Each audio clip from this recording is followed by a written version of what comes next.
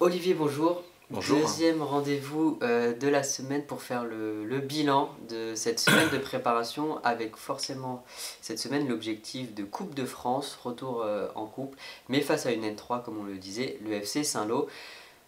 Donc déjà comment ça va et comment le groupe va?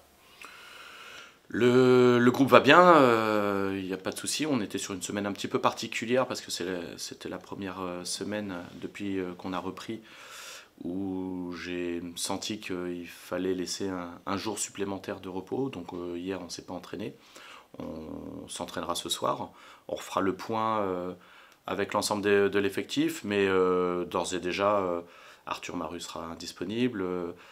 Une grosse incertitude avec Alex Diaz parce qu'il n'a pas pu s'entraîner dû à un pied douloureux ou un orteil douloureux, on va dire ça. Voilà, on va voir s'il peut s'entraîner ce soir, mais je pense que ça va être compliqué. Ou en tout cas, on ne prendra pas non plus des risques inconsidérés.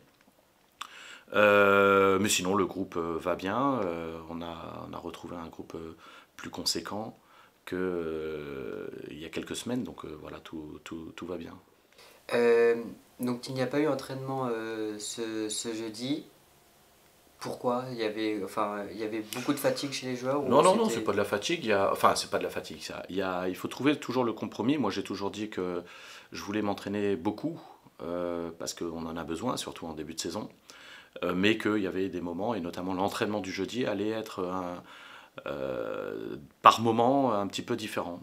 Soit faire que des spécifiques avec les attaquants et de prendre que les attaquants, de faire des entraînements un petit peu particuliers pour les jeunes qui ont besoin de s'entraîner plus souvent, de laisser repos comme je l'ai fait parce que je pensais que sur la 10e semaine d'entraînement depuis le début de la saison, c'était nécessaire d'avoir une journée en tout cas une soirée en famille, voilà, c'est de la fatigue aussi mentale, être tout le temps sur le terrain tous les jours, rentrer tard, c'est aussi pour des joueurs amateurs qui ont aussi une activité professionnelle, de couper aussi à un moment donné pour pouvoir se retrouver en famille, et c'est nécessaire.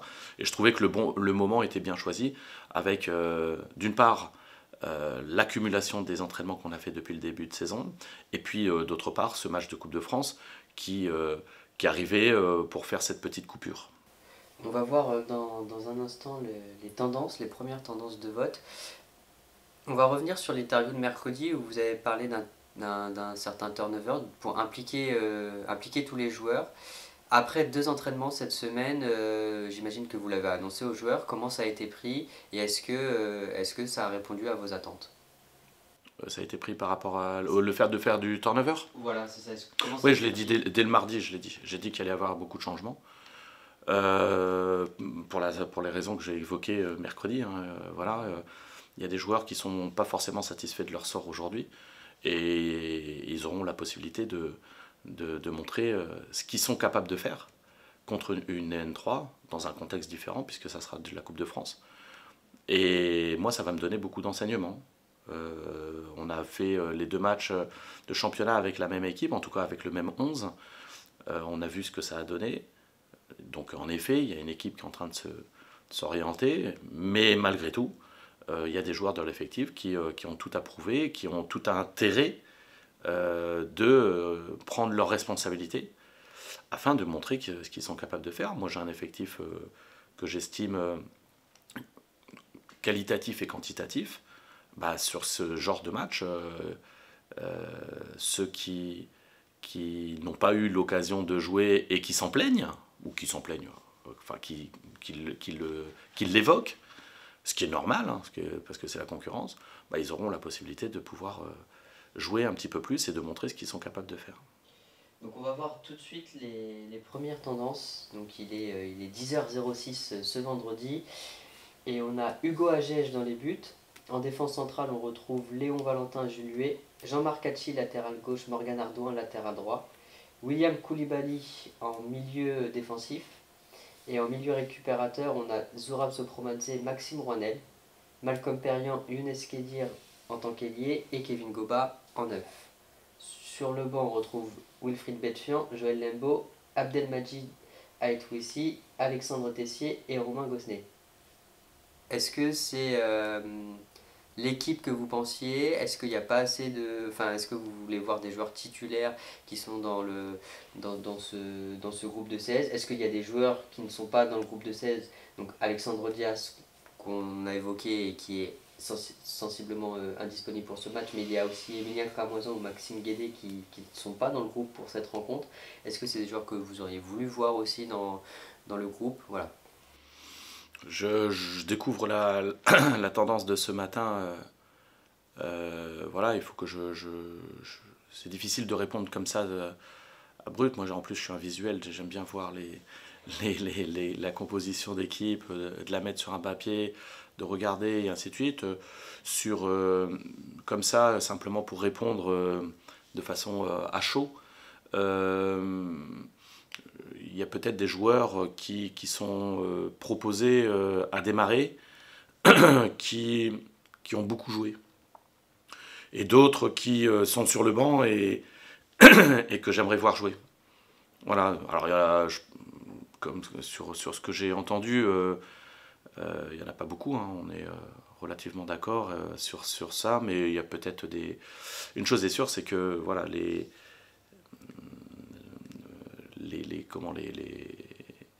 joueurs qui ont moins joué le week-end dernier ou qui ont joué auront du temps de jeu ce week-end, suffisamment de temps de jeu pour pouvoir montrer ce qu'ils sont capables de faire. Donc voilà, il faut que je me mette devant, je le ferai cet après-midi en affinant un petit peu plus les tendances, mais on est proche du 16 que j'envisage. Et sur le 11 de départ, il y a peut-être un ou deux joueurs qui ont beaucoup joué qu'on pourrait mettre un petit peu sur le côté afin que ça permette à d'autres de pouvoir montrer ce qu'ils sont capables de faire. On voit, nous, on a les résultats des votes, et il y a par exemple il y a un joueur comme Joël Lembo, où il y a quasi autant de votants pour lui en tant que défenseur central, mais aussi que milieu défensif. Ouais. Il est rentré milieu défensif face à Cherbourg. Est-ce que c'était aussi pour préparer Saint-Lô? J'ai toujours dit que on avait 3 très bons défenseurs centraux, qu'il y aurait un turnover qui allait se passer. Pour l'instant, on n'a pas de blessures qui empêchent de jouer ou des suspendus. Donc les 3 vont nous être hyper importants durant la saison.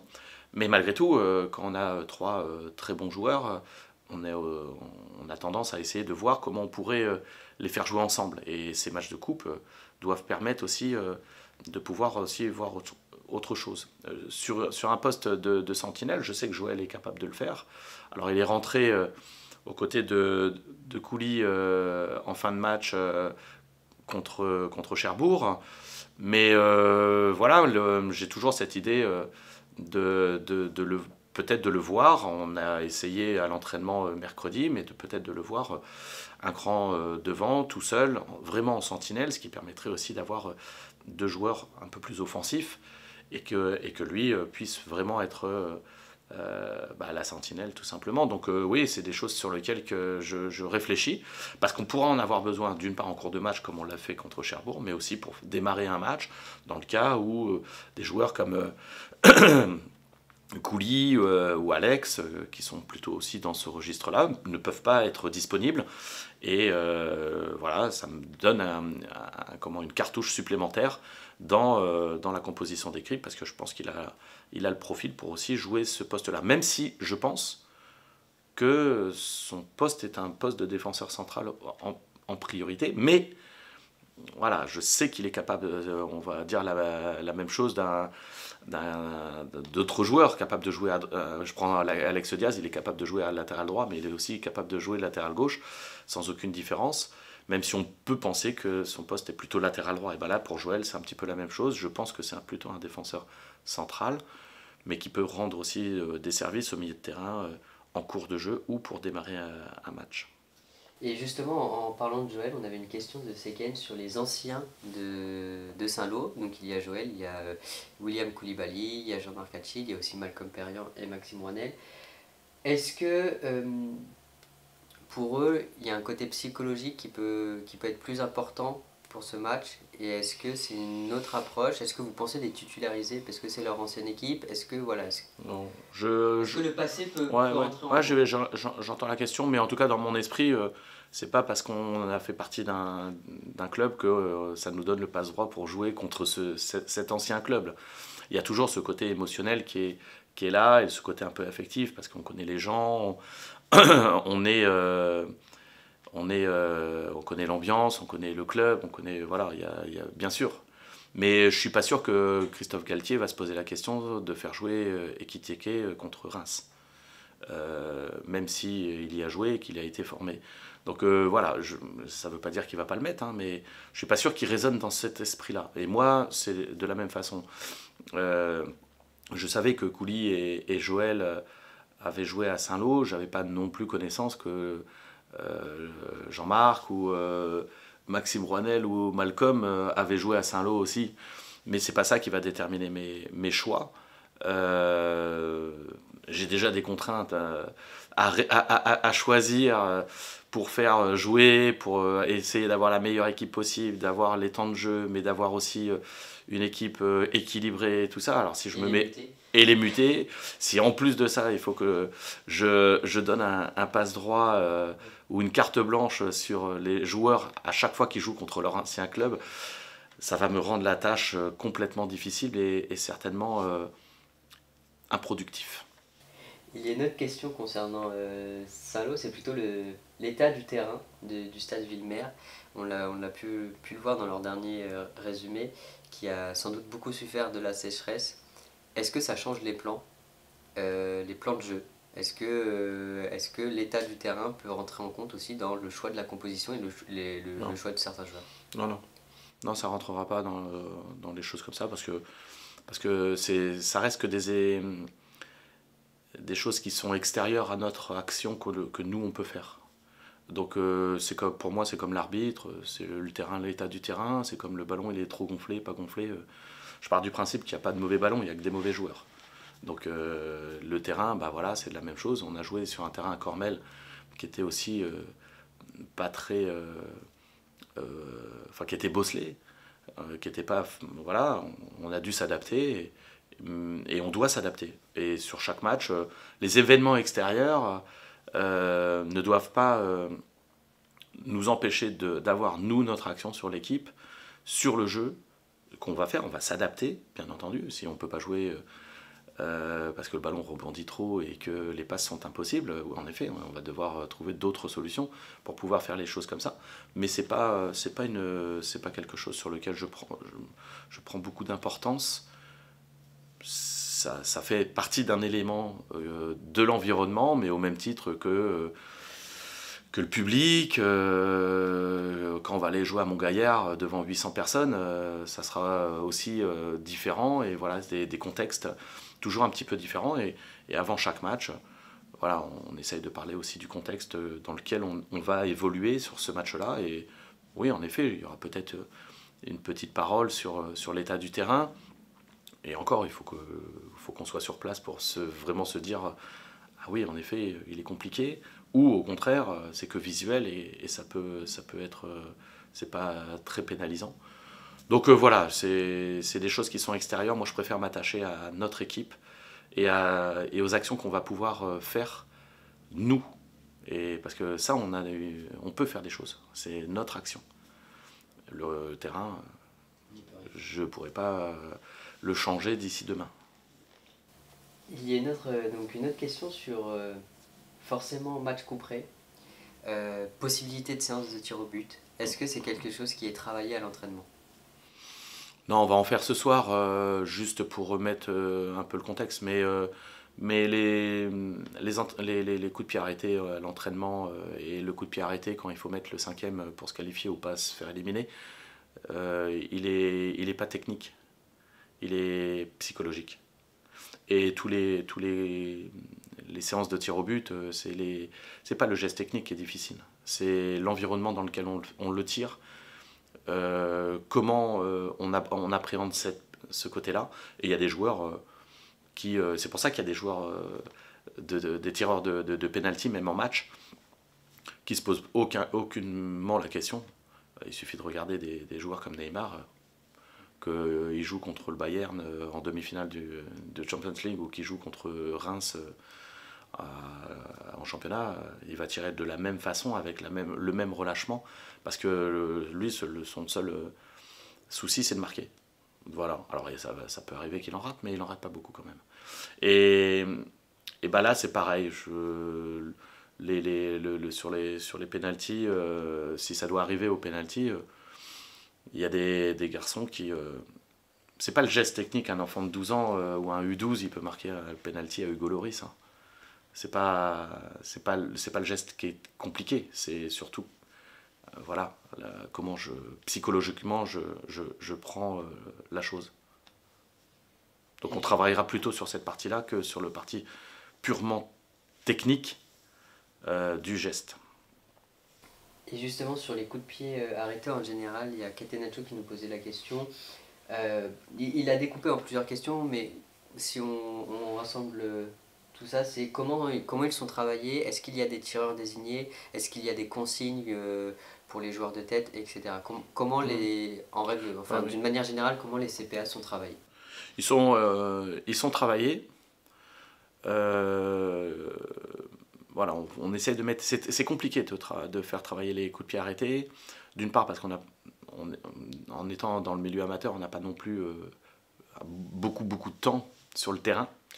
Et passer du temps sur cette partie-là, c'est assez important. Mais il y a aussi plein de choses à faire, et sur le plan athlétique, sur le plan technico-tactique, et ainsi de suite. Donc on le fait. Et d'ailleurs, dans tous les clubs où je suis passé, et même avec les sélections, dès qu'on parle de coups de pied arrêtés, c'est quelque chose qui n'est pas non plus très fun pour les joueurs. C'est souvent arrêté, comme son nom l'indique. Il n'y a pas toujours la vérité qu'on souhaite, puisque on est entre nous. Est-ce qu'on le fait à vide? Est-ce qu'on le fait avec une opposition? L'opposition, elle n'est pas toujours dans la vérité. Mais on les travaille malgré tout, de façon hypothétique, mais dans un sens surtout pour donner des bases et donner des positionnements de départ, donner aussi des zones à atteindre pour le tireur, afin qu'on puisse être à la réception. Et ça, c'est important. Et donc ça, on le fait aussi bien sur le plan offensif que défensif. Et chaque match, c'est affiché dans les vestiaires. Toi, tu tires. Toi, tu es ici. Toi, tu te positionnes là. Toi, tu fais tel déplacement. On l'a vu. On l'a travaillé à l'entraînement. De façon hypothétique, je le dis, hein, pour toutes les raisons que j'ai évoquées. Mais par contre, chaque fois qu'on est en match et dans les vestiaires, tous les coups de pied arrêtés sont affichés. Il y a juste à prendre connaissance de son positionnement, et à partir du moment où on connaît son positionnement, on sait ce qu'on a à faire et on sait où le ballon va arriver. Concernant les tireurs, avec un peu d'expérience, on sent qu'il y a des joueurs qui sont plus aptes à mettre le ballon où on souhaite qu'il arrive. Morgan fait partie de cela. Mais je pense aussi à Sopromadze Zorab qui les tire aussi de façon très bien, et bien enroulé, qui arrive fort, tendu, et ainsi de suite. Maxime Rouanel les frappe aussi très bien. Romain Gossenet nous a montré aussi dans les matchs de préparation, quand il était sur le terrain, qu'il avait une bonne qualité de pied sur les corners. Sur les coups de pied arrêtés, enfin sur les coups francs excentrés aussi. Après sur les coups francs directs, en effet le pied de Morgan, voilà, il est plus aguerri. Il a démontré qu'il était capable de marquer. Même si ce week-end il en a eu 3 et ça n'a pas été converti en but, mais voilà, il y a un mur, il y a une adversité aussi. Hein, donc voilà, mais c'est vraiment dans ce sens-là qu'on les travaille. Je dirais un petit peu sur le terrain. Beaucoup dans la façon de savoir où on veut avoir le ballon et quels sont les déplacements qu'on attend, enfin les positionnements et les déplacements qu'on attend sur ça, afin de pouvoir être le plus efficace possible. Et tout ça est affiché. Il y a une douzaine de planches qui sont affichées avec tout le corner à droite, le offensif à droite, le corner offensif à gauche, les coups francs excentrés, les tireurs de penalty, et de la même façon les positionnements sur le côté défensif, qui est l'homme de base, qui est dans le mur quand c'est un coup franc excentré à 2, qui est dans le mur sur un coup franc sur les 4, et ainsi de suite. Et toutes ces choses-là, elles sont évoquées avant le match, et il y a juste à prendre connaissance de son positionnement. Et je dirais de la même façon, il y a un petit rappel pour un joueur qui rentre, qui prend la place, et ben, sur les coups de pied arrêtés, il prend telle position sur le terrain, et on redonne les positionnements juste avant qu'il rentre. En tout cas, pas moi, mais les adjoints, là en l'occurrence, ce week-end, Nicolas Vrel a donné tous les positionnements à Maxime Rouanel lorsqu'il est rentré. Donc voilà, les coups de pied arrêtés, c'est très important. Et on les traite plutôt de cette façon-là. On va revenir sur la Coupe de France maintenant. On sait que c'est une compétition particulière, c'est pour certains la plus belle compétition de France. Est-ce qu'il y a une priorité Coupe de France? Est-ce qu'il y a une priorité championnat? Ou alors est-ce qu'on les traite de manière égale? C'est une question de séquelles. Je fais aucune différence. Je suis un compétiteur et tous les matchs sont à gagner. Que ce soit amicaux, comme en préparation, qu'ils soient en championnat, qu'ils soient en Coupe de France. Et quand je joue un match, je veux vraiment faire passer ce message-là à l'équipe, au groupe, afin de ne pas minimiser les victoires. Les victoires, c'est des choses qui sont... on s'entraîne toute la semaine dure pour gagner le week-end. Donc il n'y a pas de priorité sur les compétitions. Tous les matchs sont à gagner. Mais j'oserais dire même à l'entraînement. À l'entraînement, quand je suis dans une équipe, c'est pour gagner. C'est pour donner le meilleur de moi-même et de gagner le match. Même quand on est à l'entraînement. Ça fait partie d'être compétiteur. Et plus on a de joueurs qui sont dans cet esprit-là, compétiteurs, qui veulent gagner, mais tous les matchs, qu'ils soient amicaux, championnat, coupe, plus on ira loin. C'est évident. Donc, et moi, je suis comme ça. Voilà, il n'y a pas de petits matchs, il n'y a pas de petites équipes en face, il y a juste des matchs à gagner. Et je le répète, on travaille très dur pour parvenir à ça. C'est aussi pour ça que je souhaite que lorsqu'il y a un but, que l'ensemble de l'équipe aille féliciter le buteur. On travaille pour ça, pour marquer des buts et gagner. Donc voilà, il faut se satisfaire, il faut fêter les victoires dans le bon sens, parce que c'est des choses qui sont dures à obtenir. C'est très dur à obtenir. Et lorsqu'on a gagné, on ne sait pas quand sera la prochaine. Et moi, j'ai plutôt envie de prendre chaque match pour les gagner. Parce que, voilà, le présent, c'est oui, on a gagné, mais elle sera quand la prochaine victoire? Donc on continue à travailler pour gagner. Et justement, pour gagner en Coupe de France, pour faire une épopée, est-ce qu'il y a une recette particulière? Et vous, personnellement, est-ce que vous avez eu une histoire particulière à partager avec la Coupe de France? Je ne sais pas s'il y a une recette. En tout cas, il y a souvent les mêmes clubs qui arrivent à faire des exploits. Il y a quelques années, c'était Calais. Après, il y a eu d'autres clubs, mais c'est souvent les mêmes qui vont loin. Il y a certainement une atmosphère qui se dégage autour de cette compétition un peu particulière, quels que soient les résultats en championnat d'ailleurs. Mais quel que soit le niveau où évolue l'équipe, et en coupe, ça arrive toujours que c'est souvent les mêmes clubs qui vont loin ou qui font des exploits. Donc je ne sais pas s'il y a une recette. Une chose est sûre, c'est que je prends la Coupe de France toujours comme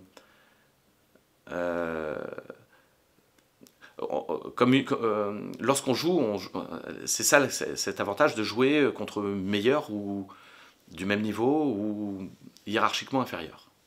Je pars du principe qu'il faut gagner absolument les matchs quand on joue contre des équipes qui sont hiérarchiquement inférieures, parce que il ne peut pas avoir de surprise lorsqu'on on veut jouer. On veut faire partir de la surprise quand on joue contre une équipe qui est hiérarchiquement supérieure. Là, en l'occurrence, c'est deux équipes, on est deux équipes qui sont là au même niveau. Les débuts de saison sont différents pour les deux équipes. On joue à l'extérieur, voilà, ça va être aussi notre premier match à l'extérieur contre une équipe de National 3, donc ça va être particulier. Moi je souhaite, je sais que le club la Gécamp a eu aussi des parcours en Coupe de France qui ont été assez loin, donc moi j'ai envie de partager ça. Parce que dans ma carrière, j'ai pas eu l'occasion d'avoir des grandes épopées. Voilà, perdre sur le dernier tour de décembre contre une Nationale 2, voilà, on est toujours un peu frustré parce qu'on est à un tour de l'entrée en lice des Ligue 1 et voilà, donc si on a la possibilité aujourd'hui de pouvoir en effet d'aller loin, suffisamment loin pour que les clubs professionnels puissent rentrer et qu'on ait la chance de pouvoir accueillir un de ces clubs, bien entendu, ça serait d'une part une grande satisfaction, mais aussi plein de souvenirs, parce qu'on fait aussi du foot pour avoir du plaisir, mais avoir des souvenirs, de se créer ses propres souvenirs. Et lorsqu'on a des événements comme ça, et moi j'en ai connu dans d'autres événements, ça reste à vie.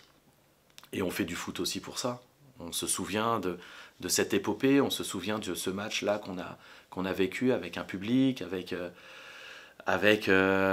contre des joueurs un peu voilà, d'un très très très bon niveau. Donc voilà, ces petites choses-là, ouais, si on peut le faire vivre à l'ensemble du groupe et au club, on va pas s'en priver, mais parce que c'est du plaisir qu'on doit avoir. Dans un premier temps, pour arriver à ça, il faut passer chaque tour.